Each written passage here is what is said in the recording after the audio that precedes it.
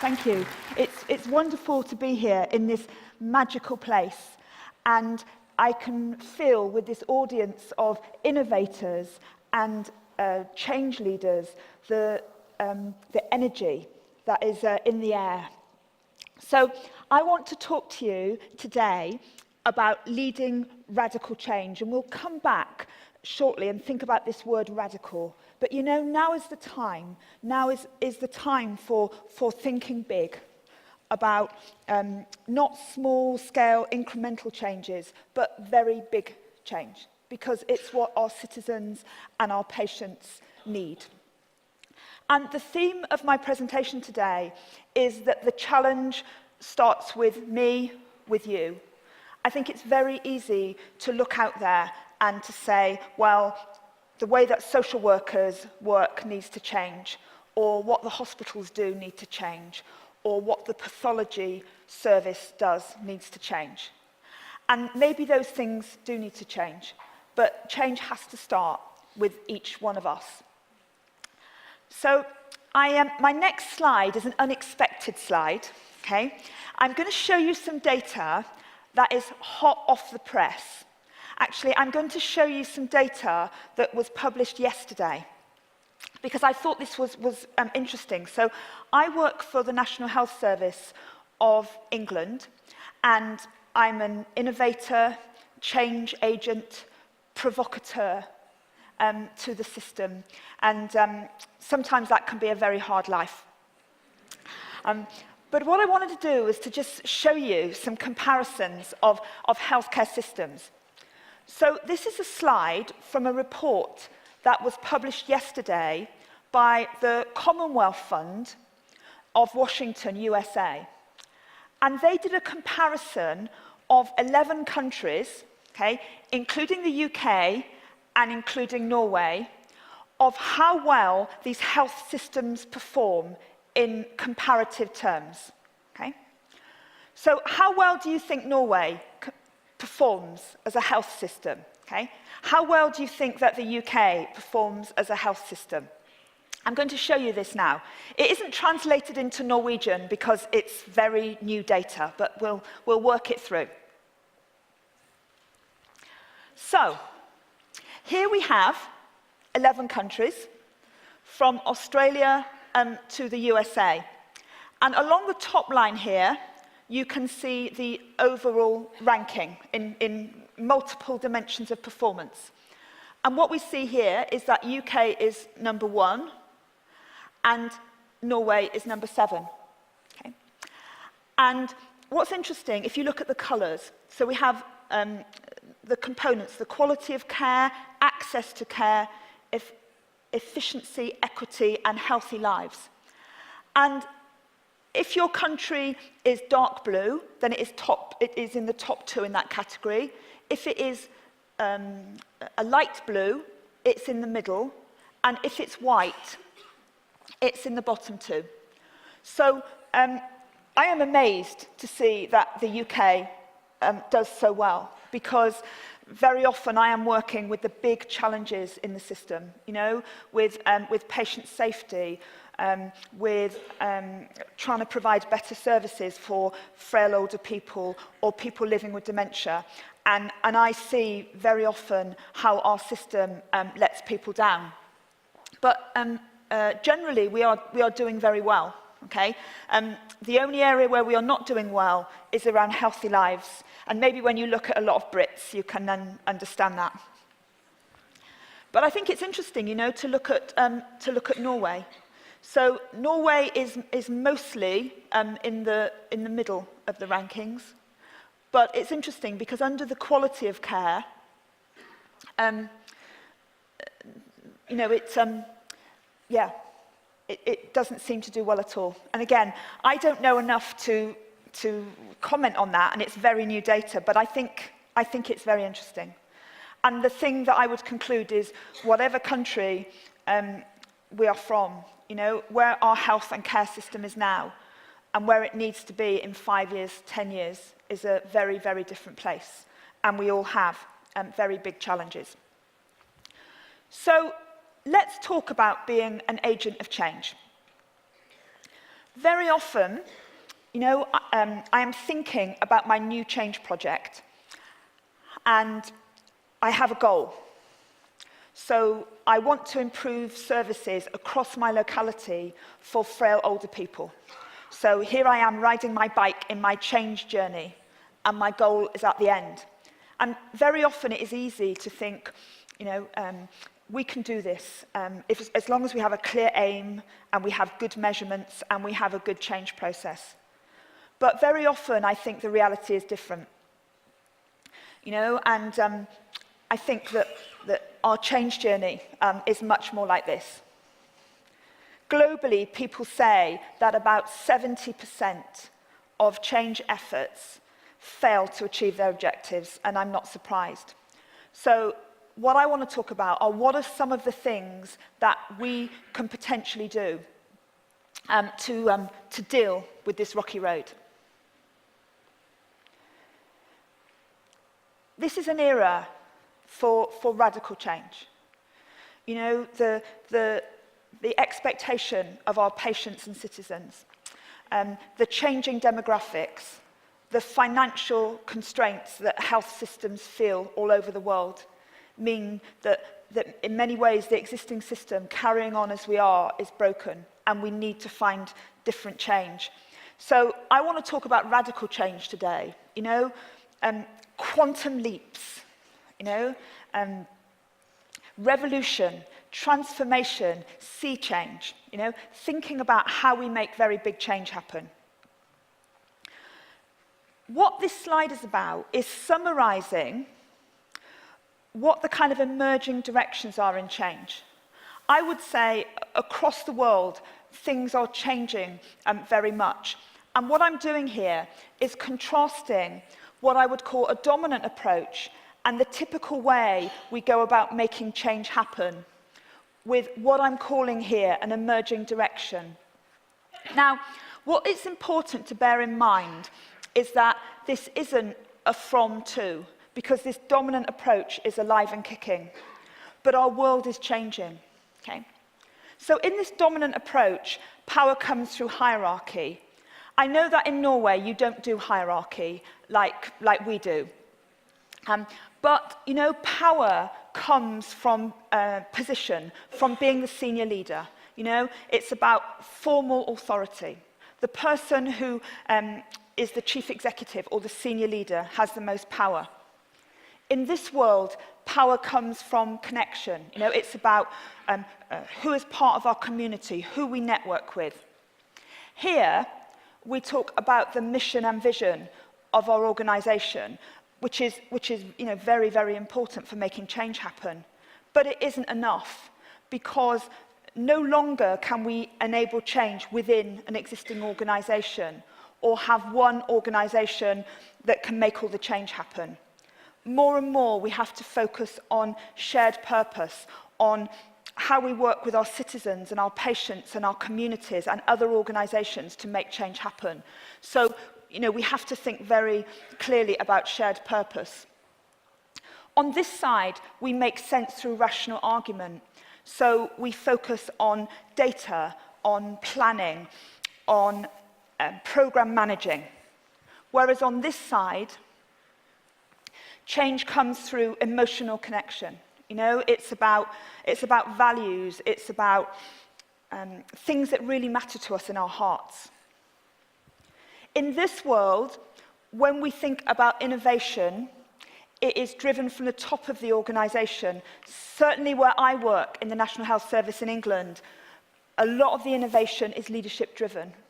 So the chief exec of the hospital will say, we have to take £67 million out of our bottom line, out of our budget next year, and we will do that through innovation. So we will have an innovation initiative across the hospital. Whereas here, innovation, creativity is much more bottom-up, from the front line, from interaction with our patients, and it's viral. Our methods here are tried and tested. They're based on experience. So, I have a background in improvement. So I have learned my improvement science tools very well. you know, lean, Six Sigma, quality improvement methods. But our world is changing so much. You know, now any of us can contact literally anybody in the world 24 hours a day with very little effort or resource required. So it means that we have opportunities and connections with so many different people in different places.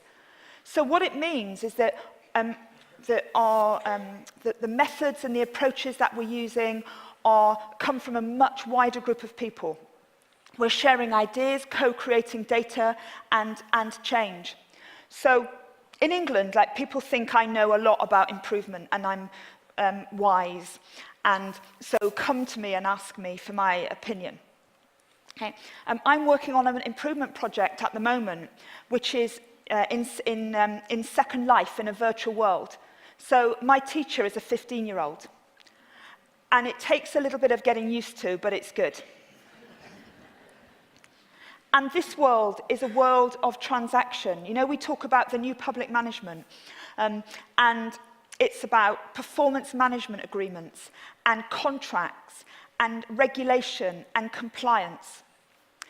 And this world here is about relationships. It's about how people connect with each other because they want to, rather than because they have to. Certainly in my world, in the National Health Service in England, we have some very, very big challenges to meet the health needs of our population with a budget that is basically a flat budget. Okay? So we have constantly growing needs and no more money. So we have very big plans, like every hospital system and every local health community has very big plans, transformational plans, okay, for changing the health and care system. But I'd say 80% of the plans are using these methods, the dominant approach methods. And if we look at history, if we look at those leaders who have delivered very big, radical, transformational change, then they start from this side, okay? So as change agents, we need to be able to live in both worlds. This issue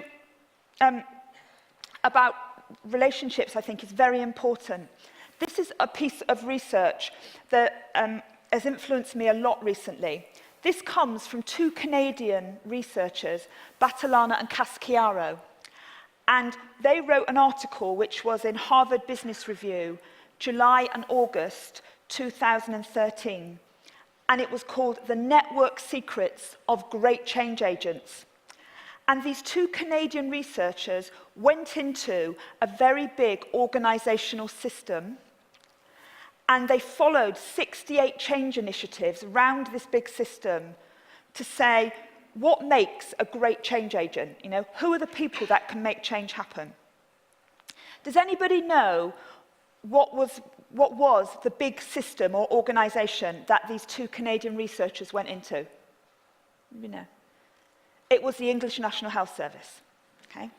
So they followed 68 change initiatives around the English National Health Service. And what they found was very interesting.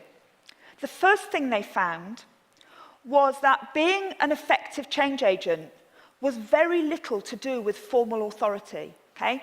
So people who think that because you are the chief executive or because you are the senior leader, you have more power to create change, it's just not true. Okay? What was the most important thing in terms of being a great change agent was where you were in the informal network. And some of the most effective change agents in organizations were people at the front line of care because they networked well. The second thing they found that I think is interesting was if we want to create incremental small-scale change, and that is a good thing, okay? But if that is our ambition, then we should work through what they call a cohesive network. And a cohesive network is a network of people like me. So nurse to nurse, family physician to family physician, social worker to social worker, peer-to-peer change. Okay? So peer-to-peer change, working with people like me, will create some effective change, but it will be small scale. But if we want to create really big change, radical change, then we've got to create what they call bridge networks. So we have to find groups who are currently disconnected and build bridges between them. Again, the National Health Service in England, typically what we are seeking to do is to create big change, radical change, but the way that we're going about it is mostly through peer-to-peer change, okay? And it won't work, okay? If we want big change, we have to bring together the disconnected. And I think that creates some very clear messages for us as leaders of innovation and improvement.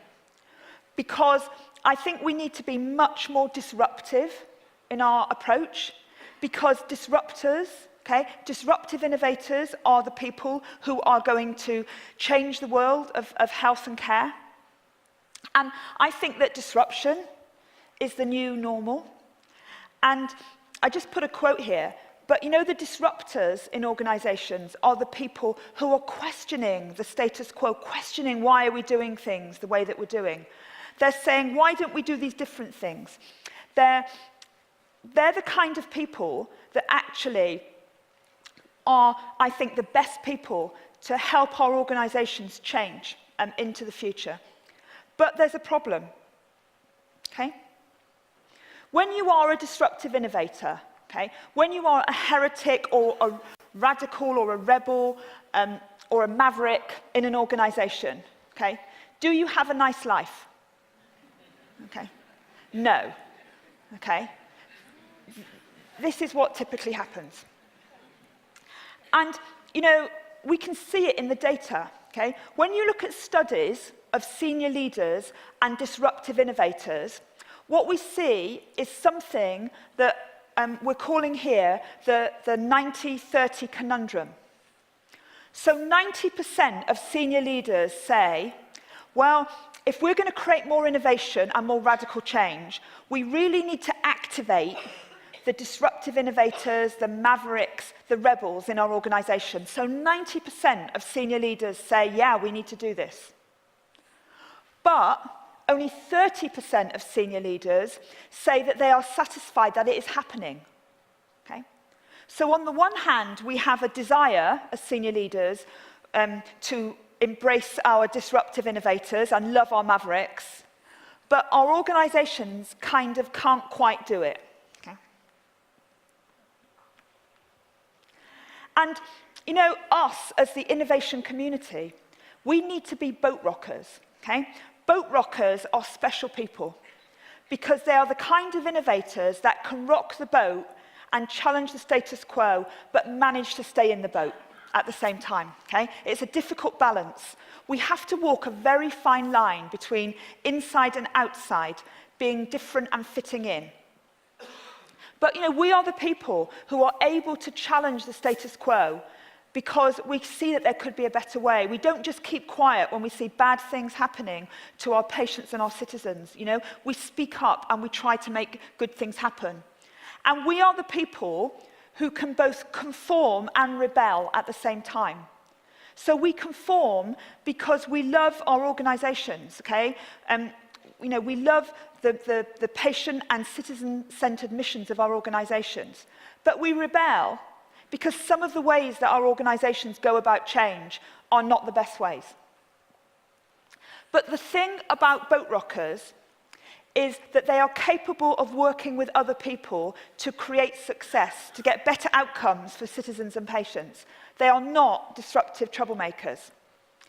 I'm going to show you a slide now that I think is very helpful in summing up being a great boat rocker, okay, a very good rebel. There is a very big difference between being a rebel and a troublemaker, okay? Rebels create change. They are passionate about the patient-focused mission of their organizations. They are optimistic about change and about the future. They generate energy in people around them. And they attract ideas and support. They see lots of possibilities or opportunities and potential. and they work effectively with other people together. It is very different being a rebel from being a troublemaker. Okay? Troublemakers, they complain a lot, okay? And it's very me-focused. So I am very angry about the injustice of my situation or about how I am being treated. Okay? They tend to be pessimistic and see the worst. And as a result, they are very hard work as colleagues, and they sap the energy of people around them. They alienate other people. They see problems and difficulties and threats rather than opportunities. And as a result, other people will leave them alone. Okay? A couple of things about radicals and troublemakers. First of all, I, like many of the innovators in this audience, have spent my whole career being a rebel, okay? Or trying to be one.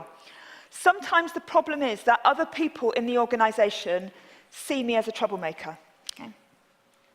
Another factor is that I see so many colleagues in health and care, particularly clinical colleagues, who start off being rebels, who start off with a real sense of calling and choosing a clinical career because I want to make a difference, but go into organizations where they don't feel they have a voice, where the culture is toxic, and they cross this slippery slope from being a rebel to being a troublemaker. Okay?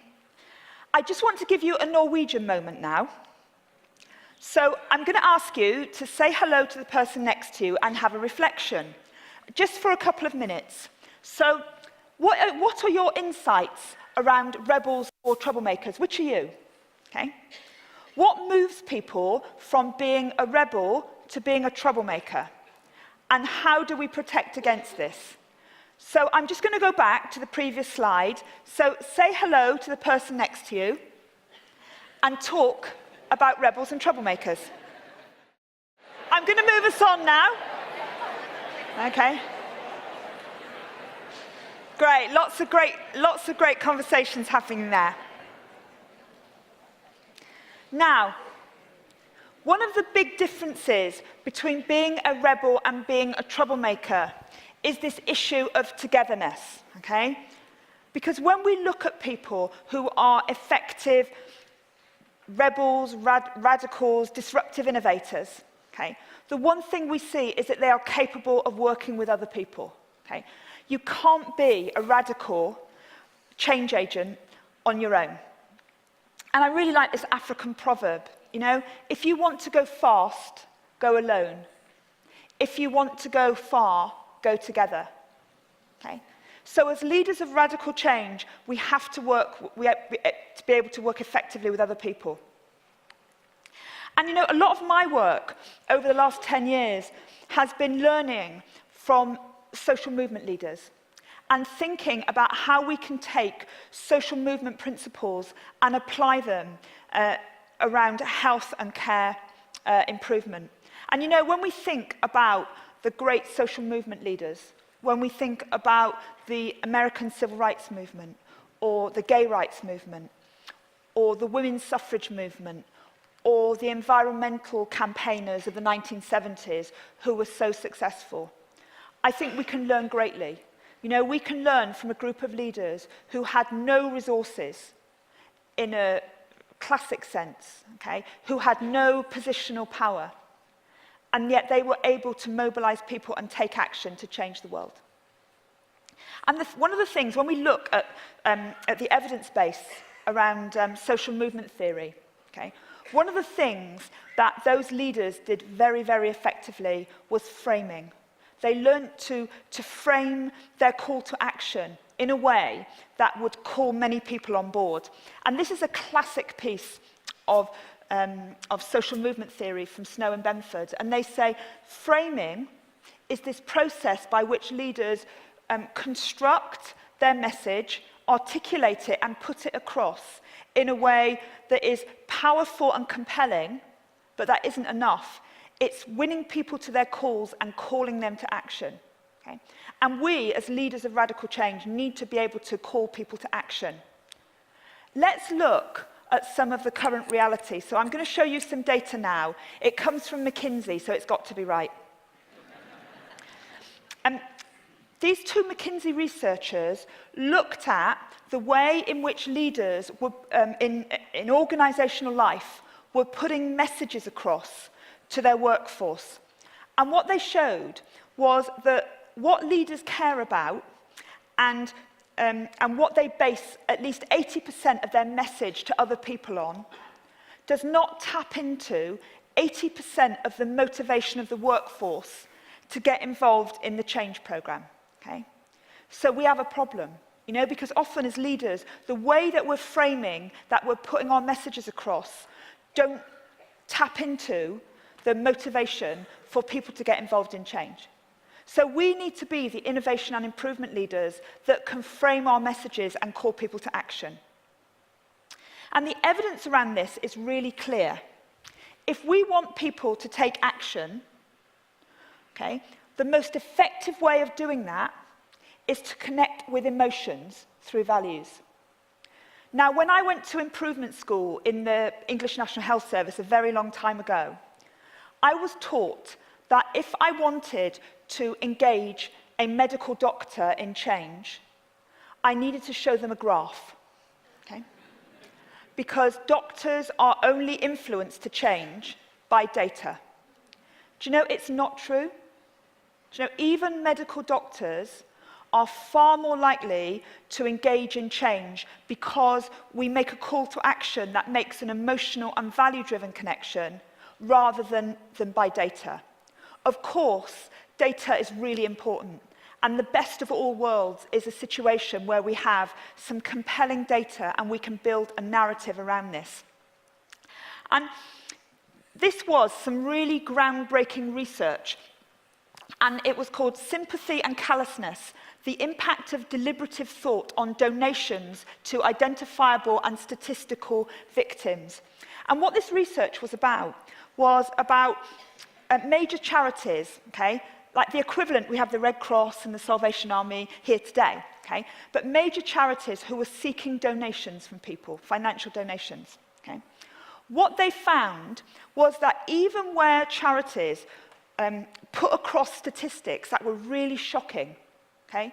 People didn't give money on the basis of statistics, even where the statistics were really kind of compelling and shocking, okay?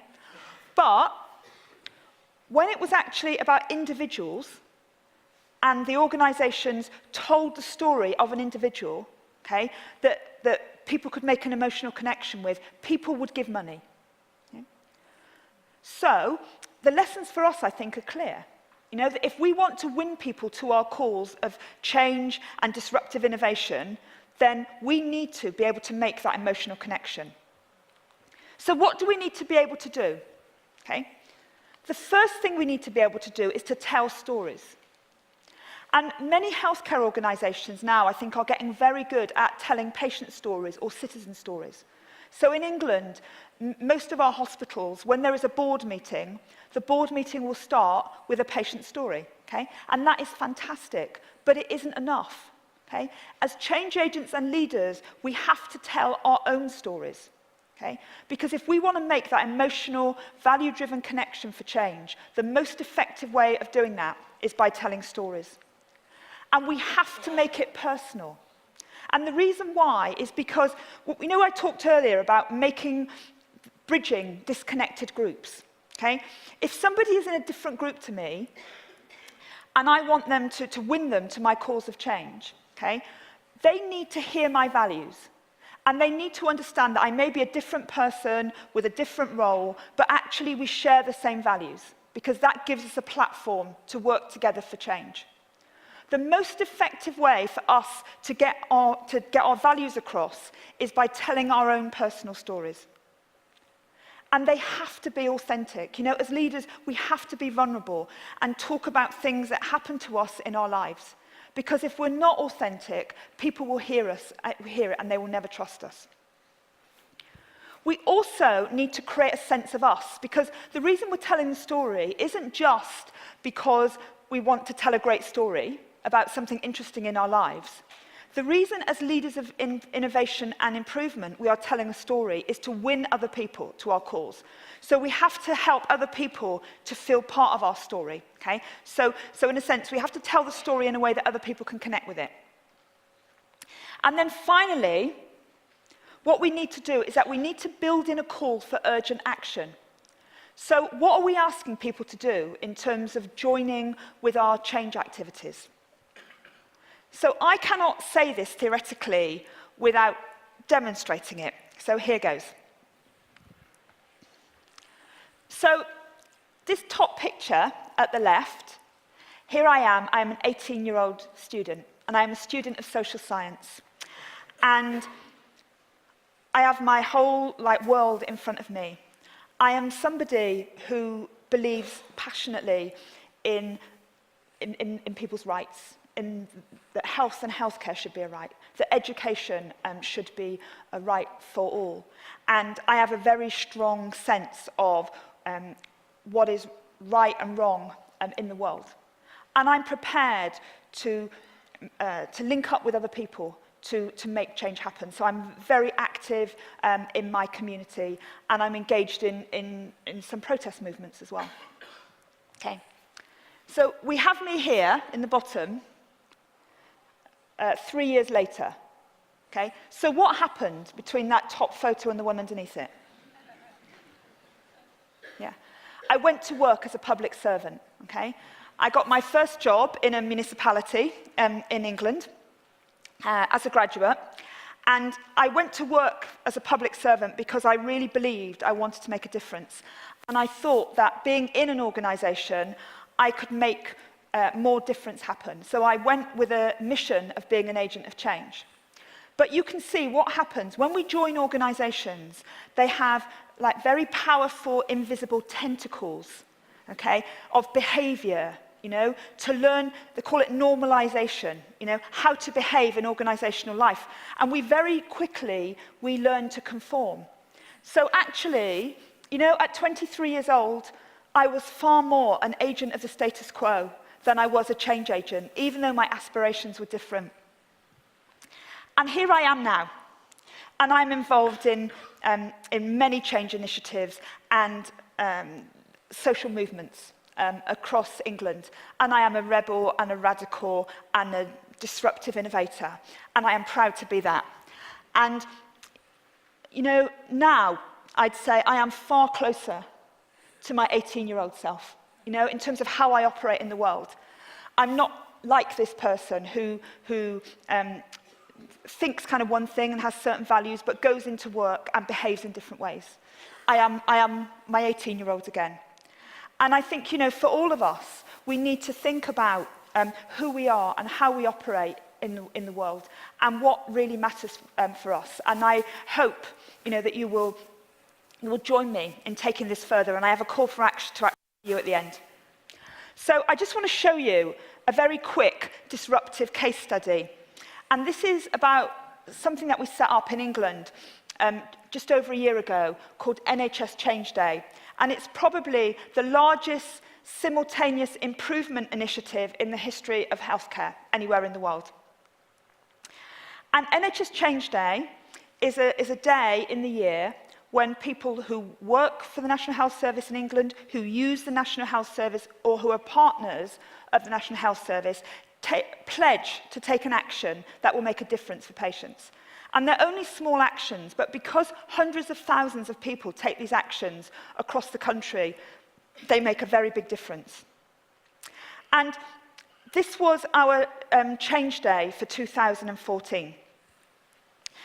It was on the 13th of March, and over 700,000 people pledged to make a difference. And I'll just show you some of the examples here. A lot of the examples were about clinicians stepping into the shoes of their patients. So up here we have John, who is a general practitioner, a family physician, and he spent a day in a wheelchair. Damien is a paediatrician, and he spent just an hour on a body board, that's used to stabilize patients. Vikas here, who was a radiologist, he underwent the same preparations as his patients do for colonography, so that he had a better understanding of how it feels. Here we have thousands of medical pledges that came from medical students.